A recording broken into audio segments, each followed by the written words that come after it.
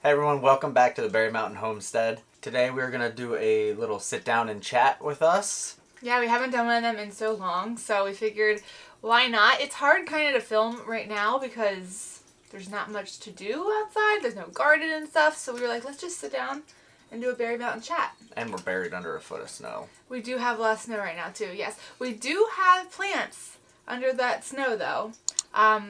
I haven't checked on them in a little bit, have you? Nope, they're just going. Some kale and some other stuff, so I don't know how those are, but for now we're inside today and we're just going to sit down and chat with you guys. So the first thing we're going to chat about, which is always an exciting thing in winter, is when the seed catalogs arrive. It's the best time. It reminds us of spring. And if you're a gardener, you know the joy of when you get that seed catalog. So we got the whole seed catalog. I actually got this one at Tractor Supply. We didn't have to order it this year. They had a few in. This was the last one. So we've been looking through this, of course, from Baker Creek. But our Walmart actually got a bunch of seeds in already too. And I don't know what came over us, but one day we went to Walmart and we just got excited to garden again. And we bought all the seeds. Yeah, we bought a ton of seeds.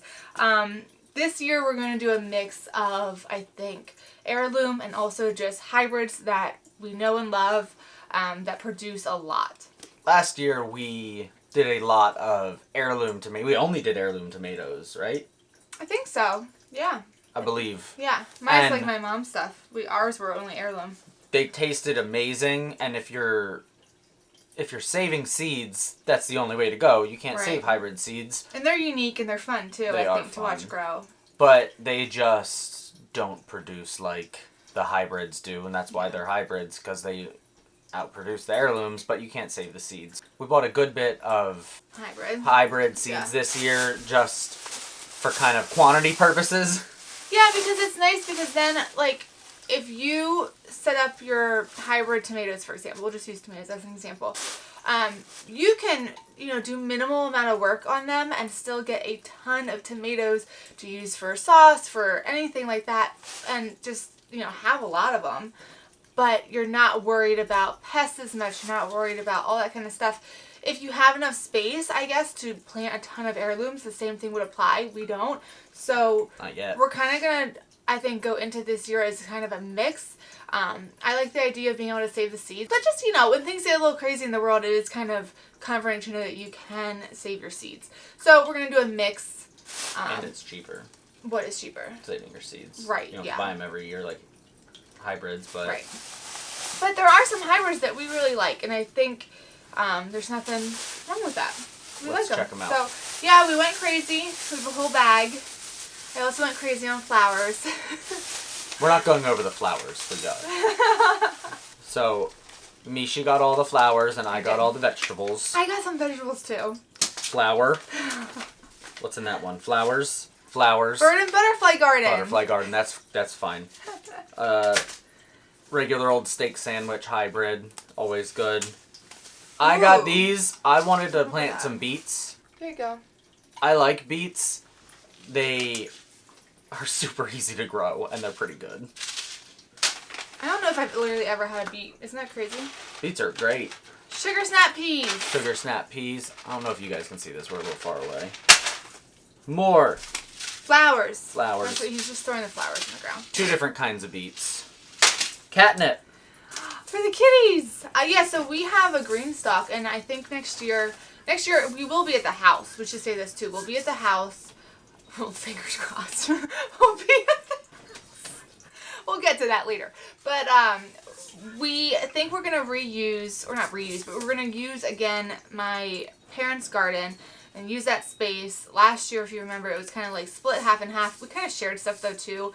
But I don't believe all of our beds will be built and ready in the spring. I don't see that happening at all. And we can't have a garden in the ground. Because of the land, we're on like the side of a mountain. Side of a mountain. So we're thinking more. Is it called terraced? Yeah. A terraced garden bed situation. We'll have a garden bed and then a little bit of a slope and another garden bed, something like that. Anyway, so that means we're gonna have to build all the garden beds. It's not gonna happen. That's gonna take some time. We're gonna use the garden down at my parents' again, which is really close. So it's not like a big. It's probably the same distance from the RV now. And we still have the super cheap DIY raised bed that we built out of trees off of our property. But we do probably will have some things up at the house. Like I'm thinking the herbs, stuff you want to use all the time. And we have this green stalk, which we'll show you once it's spring. And I think this will be good in that with a few other herbs that we picked out. Kitchen garden. Yeah. Kitchen herb garden, definitely near the house. Right. We could even have a couple of pots like this. Too. Sweet basil. My favorite. Squash. When we lived a little bit further south, just like, 40 miles south? It's an hour and 10 minutes? An hour and 10 minutes or so. Our squash did so well. Huge. If you guys remember from some of our early vlogs, big. We got so many. They were 4.5 feet tall squash plants. Yeah, we were giving them away. We only had 3 plants and we were just swimming in zucchini. Up here, not that far north, same zone even. Much harder to grow. So we're going to try again this year, and if it doesn't work, it may be the last year we try it for a while. Yeah, but this is the same zone, but I feel like our actual home is in a colder climate. We're also at 950 feet elevation, which might have something to do with it. I think that makes a difference being in the mountains. More flowers. Onions. This is going to be our first year trying onions from seed. Your mom always does the starter onions. The starter onions, but they're pretty much the best for green onions. Yeah, they're so good. They don't grow really big bulbs from that because they're second-year onions, and onions are biennials. So we're going to try from seeds. These are just Walla Walla onions. We're going to see how they go. Walla Walla Washington onions. Walla Walla. More zinnias. Flowers! In years past, we've done Amish paste tomatoes, and they taste great. They're fantastic for sauces, but you don't get a ton of them. At least we don't. So we're going to try these San Marzanos. The San Marzanos have been around for a while, even though they're hybrid, and they are good for sauces. Yeah. Super sweet. This 100 hybrids. You get a lot with this one, as you can see on the picture, so I am excited for that. You get so many, you could probably just snip the whole bunch. The whole thing, yeah. That's fantastic. Flowers! This is like the 3rd pack of sunflowers Michelle bought this year. Flowers. Pollinator mix. Wait, listen, I know that we won't be set up, and I figured we're not set up, it might be a mess up by the house, landscaping-wise and stuff like that, so I'll just throw flowers everywhere. Solid choice. Just for the time being. Lettuce. No, regular old lettuce is the first thing that we're going to be planting in the spring. Do you want to winter sow again this year? Like we did last year with the container? I saved... It worked very well. It did. And the time to do that is now, so maybe we'll do a video on that. We did it in March last year, I think. Which was late. The whole point of winter sowing is the seeds have a hard frost. It softens the shell.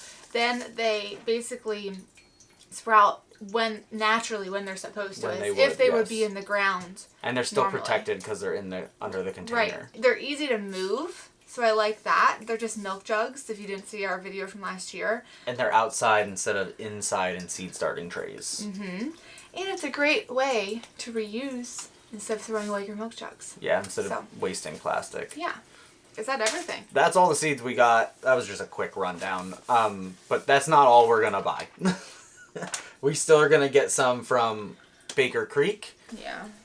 Are we... I hate to even say it. Are we going to grow Brussels sprouts this year? We are not doing Brussels sprouts again. They're so hard. Brussels sprouts took us so much footage of vlogs and stuff last year, and you guys, we did not eat one Brussels sprout. Not a single one. I don't know what we did wrong. I think we started them too early, and they started growing the sprouts when it was still hot out. They were leafy, not closed. And that's one of the things we read when they form and it's too hot, they don't form a nice compact head. Yeah. They branch out. Well, so we're not even going to try. We should just try one plant or something. I'm going to give up on them for a year or two, maybe go back to them. When the pain is less. Oh boy, okay. Okay, so we kind of talked about how we'll be in probably my parents' garden again. So it is now, what's today's date? I don't even know. February 8th? No. It's the beginning of February. Yeah, it's before February 8th. I don't know the date. The house is snow covered and kind of we're at a stalling point because of the weather, and there's more snow coming. It's been kind of discouraging, but there's nothing we can do. So we're just hoping and praying that they can get it done. I'm thinking in March, Hopefully. right now they can't. We're at the point where they need to drill the holes for the piers, and the ground's frozen. And if they get inspected when the ground's frozen, they fail. So our excavator won't do it until he knows that there's going to be a warm spell where he can drill them, get them inspected, pour the concrete, and have them done. Yeah. And then as soon as that's done, the house will be here. Still nowhere close to being moved in. But at least the house will be here, and we can start having work done everywhere else. Right. Yeah. So hopefully, I feel like every time we talk to you guys, it's going to be later. we say, hopefully by January. Hopefully by February. It was Christmas. Hopefully by Christmas. Yes. So hopefully sometime in March. Well, mortgage reasons, it's going to be in March. It better be Because before they the locked end of us in March. for a rate. And it better be by March for that reason. It should be good. Next week's gonna be freezing again, lows in the teens. So I don't foresee it changing next week. Yeah, we'll see. We'll keep you guys posted, and we're still in the RV for now. We cannot wait, of course, to get into our home. I know I'm excited. Oh yeah. It'll be great. Soon enough. Yeah. All right. So the other little update we had was. That's our cat outside trying to come in. Hang on. Here he is. Say hi, Remy. Hello. He's been going in and out a lot today. I don't know if it's because of the snow or what. He's not a big fan of the snow. He's more of a fan of the snow than the chickens. Yeah. Who absolutely, we didn't know this when we got chickens. They hate snow. They will not walk on snow. I don't know if they're all like that or not. We had to shovel them out again, but it was still a process. I had to Hansel and Gretel a trail of food for them, and since then they've been coming out, just not as much. They stick to the paths. Michelle and I shoveled little paths around so they can get to all the places they like to go, like the horse barn or out in the driveway we plowed. Yeah. So they stick to the paths. Now it's starting to melt a little bit, and some of the rocks and grass is showing through, so now they're fine. Yeah, and they'll run into the barn too, the horse barn. Obviously because that's not snow filled, so they like that too. But yeah, they absolutely hate it. And I feel bad for them when they're in the coop. They're not coming out. Because they're free-range chickens. They can do whatever they want. They go all over the whole property, but when it snows, they don't leave the run. No, yeah. And then I don't know if we ever even told you guys this, but gosh, when was it? Fall? Was it fall? Yeah. Tony went to put the chickens away, I think, right? And there was only 5. If you've been following us for a while, you know we got 6 chickens. And couldn't find it. Days went by, still haven't found it. Now, obviously, months, we assume something got the chicken. Gone chicken. Yeah, it was really sad at first because that was our first group of chickens. I mean, you know, it's not like you're attached that much to them, but still, it was our first set of chickens, so I know I was sad. I know it was our first loss, but anyone who has chickens will tell you eventually you're gonna lose livestock. The good thing though is, I've heard that if you lose one and there's a predator, typically they'll be back, and we haven't had any other issues. No. So, our 5 have been fine. And it didn't happen at night. They're in the coop by dark, and we lock it up. We lock it, and it's secure. It's got a little drawbridge thing. Yeah. You've seen. Yeah. But it obviously happened during the day. They do go down into the woods down by the creek, which I'm sure there's predators, a hawk. I don't know. Aerial predators probably. Yeah. Most likely, there's a giant pasture field that they run around in all day. So yeah, it happens. It was sad. It stinks, but yeah. So now we have 5 chickens. They're doing great. Like Tony said, though, they're just hating the snow. Not fans of winter in Pennsylvania. Yeah. They handle the cold just fine, though. Which is nice. Oh, yeah, they're still laying. We're getting... Yeah, they haven't... their production hasn't gone down at all. They are still young. This is their first year still. Okay, so they are laying eggs. They're laying normal eggs for the most part. But I did want to show you guys. We got, a couple weeks ago, this random little tiny guy. Look at this. The tiniest little egg in the world. I don't know why. I don't know what that's about. If any of you know what this little thing is, we're not going to eat it. But let us know down in the comments if you've ever had a chicken lay a little... It's 1 inch long. Yeah, like an it's inch nice and a quarter. and tiny. And I remember when we first got them, they were all laying the huge double yolkers. Double yolks. That has stopped since they've matured. But yeah, I don't know what this is. Was it stressed? Was it like because of the cold? Or is it an extra? Oh, I don't know.